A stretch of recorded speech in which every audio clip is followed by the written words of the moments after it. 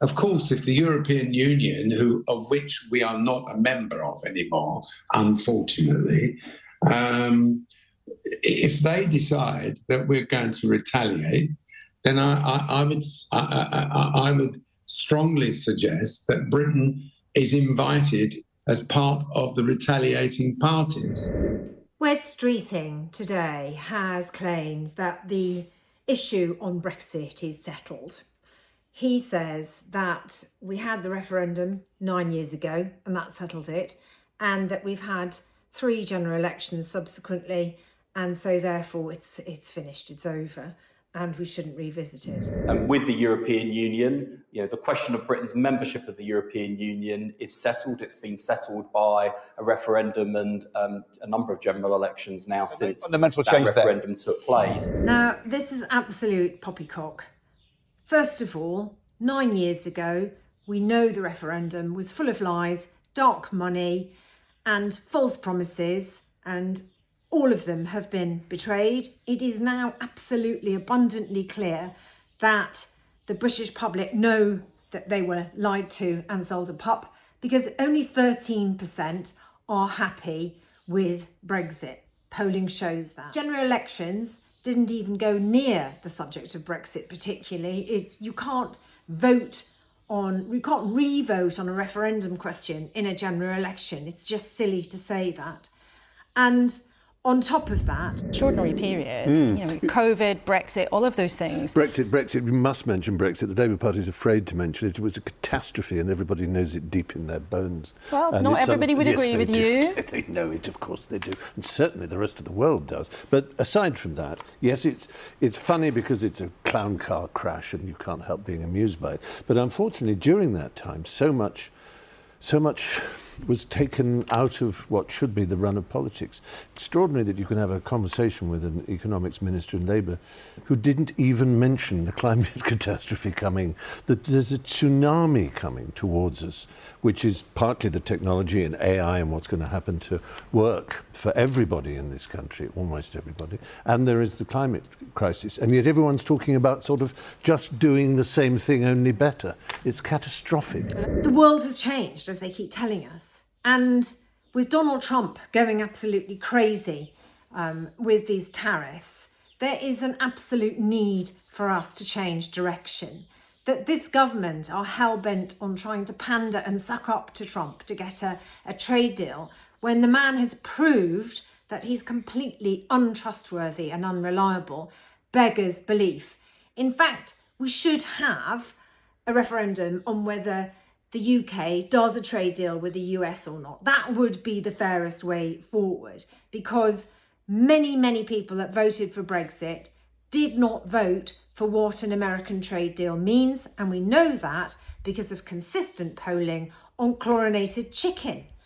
Recent polling by More in Common shows that 66% of the public do not want chlorinated chicken. And most of the British public are actually opposed to Trump. The majority of British people want retaliatory tariffs and want the government to reject Trump. So this government are getting it completely wrong, but they were elected with 34% of the vote to give a massive majority, which just shows you how skewed democracy is in Britain. Have we been too supine, do you think? Well, I think we have been supine. You used exactly the right word. I mean, you were talking a couple of minutes ago about politicians saying, let me be clear. As a business person, and you've just mentioned that as well, businesses like to have a vision. Businesses like to know where they're going. Businesses like to plan, and businesses like to therefore make the investments following on with those plans. And at the moment, we know whether we like the plans or not, we know that US has a plan. We know, interestingly enough, China's got a plan. We know Russia's got a plan, and we might not like that. And we know certainly the EU's got a plan. Well, what do we stand for today? We've spent 6, 9, 12 months now with this new government looking backwards. I'm fairly fed up with looking backwards. I want to look forwards. And I think the people in the UK PLC want to look forwards as well. They want certainty and they want confidence. So I think your viewers and listeners should pay attention to what I'm about to say. He just wants you talking about him.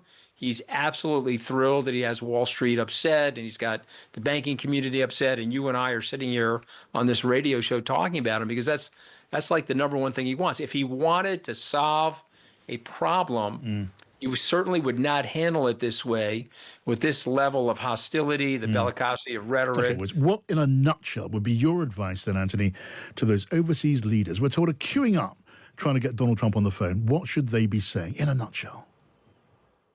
I wouldn't be calling him, actually. No, we're told they're calling him. What should they say to the president? Well, my advice to them is hang up the phone, stop calling him, and let this thing ride itself out, because he's going to be forced to capitulate. The market and the American people are going to force him to capitulate. Think like Prime Minister Carney. Don't let the guy bully you. Hang up the phone. If we impose retaliatory tariffs, it hurts us more than it hurts them. So we kind of just have to grin and bear it.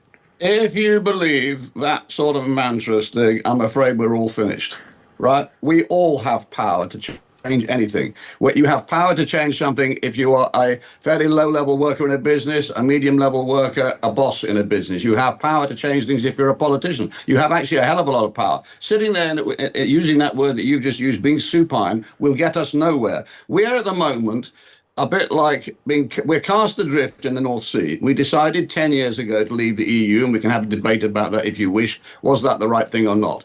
We are now supplicants to the US of A, waiting here with bated breath till the President of the United States gets up tonight and tells us what our fate is. We're terrified of the Russians in reality. We say boo when we poke them with a stick. But if we poke them too hard with a stick, they'll hit us around the head and we won't like it. We're terrified of the Chinese, and we haven't done a single deal with anybody around the world meaningfully for trade for the UK in the last 4 or 5 years. That's not a good place to be. Now, could we change that? Yes, but we have to get on with it. I think that we should be quite firm and say, listen, guys, we believe in free trade, in free market economics. We have actually got a situation here where our trade is relatively balanced.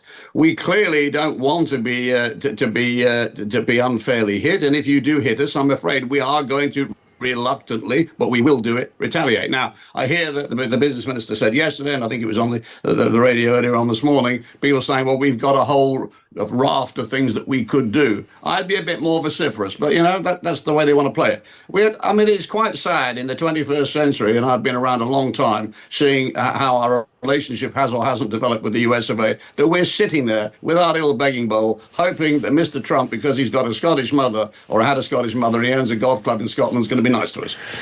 There's a great deal of sense of that. Does appear to be one of our major plans, and he likes the royal family as well. You know, I spent 6 months of my life in America, and I have to say that the atmosphere here, I've never seen anything like it in my life before, because President Trump seems to be waking up every morning with a new idea, a new thing, and be it tariffs or something else. And in my personal opinion, I don't think, and I say this with the greatest respect to him, whilst he has it in mind that these tariffs are going to be good for America, I don't think he's thought it through completely. I don't think he's thought through all the ramifications of it and the reactions of the people upon which he is imposing these tariffs.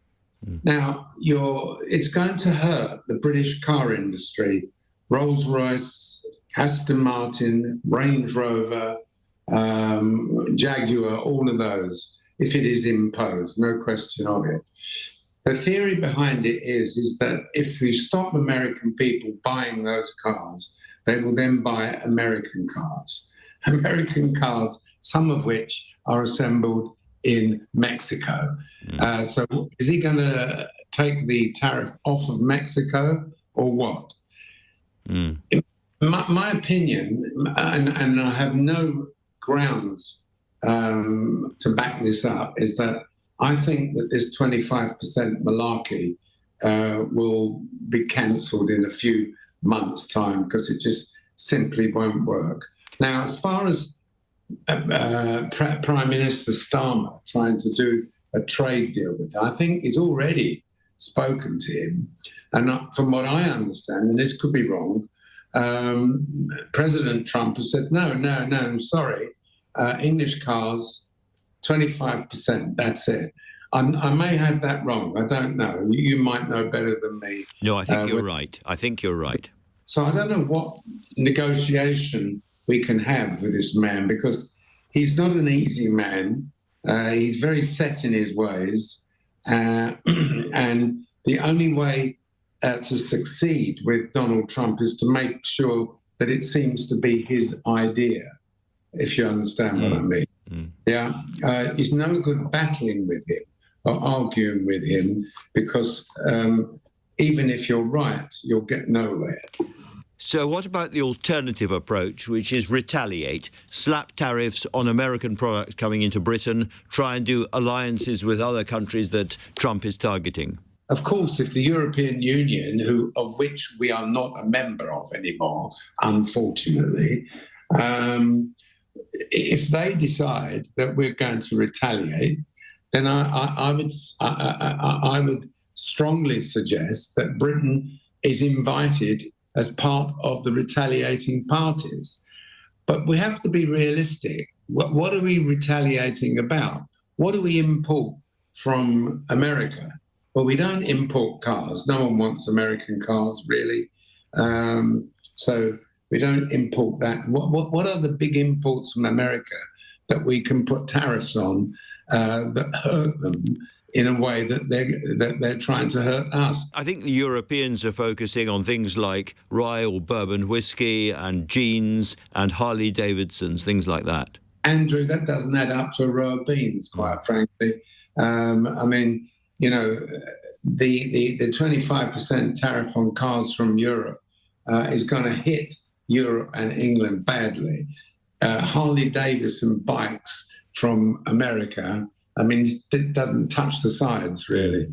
I'm talking about what is big that we import from America, that if we imposed a 25% tariff on it, then that would hurt the sender, the exporter, in the same way as it's hurting the guys here. Alan, you famously said that Brexit was the worst thing that had happened to British business in your lifetime. Looking ahead at what this tariff war, this trade war could be, do you think this is Brexit Mark II? It is a disaster.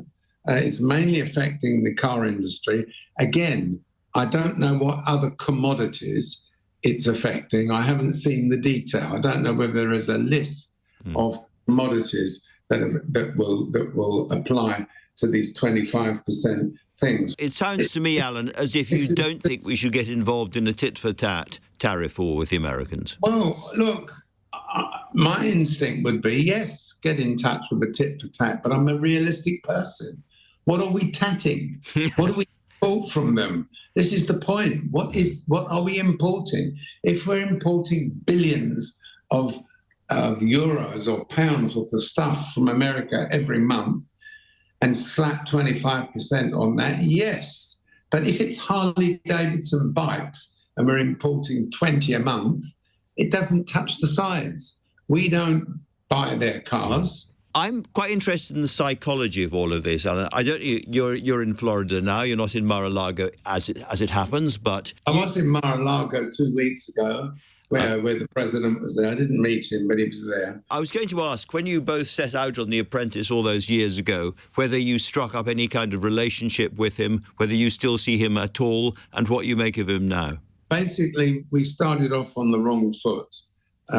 So I've spoken to him on the phone. And we had a bit of a spat on Twitter years ago. And I would say that we started off on the wrong foot. I haven't spoken to him since. I had the opportunity to go up and tap him on the shoulder about 3 weeks ago, but I think I'd have had five or six CIA special service grab me before I got near him. Yes, you probably wouldn't be talking to me now. Yeah. So, I might meet him in the next few weeks. He's a very special man, as you can imagine. Do you think Keir Starmer is right to try to stick close to him? Well, I think if he gets anything out of it, yes. I mean, the point is one-way traffic. Yeah. Keir Starmer can get an audience and talk to him, but can he get him to change his mind on anything? For example, take Rolls-Royce, for example, or Range Rover or Jaguar. or you know, can you please ease off on that? Because these are kind of like core British products. And whiskey, I mean, come on, President Trump. No one wants Kentucky bourbon. They want Johnny Walker.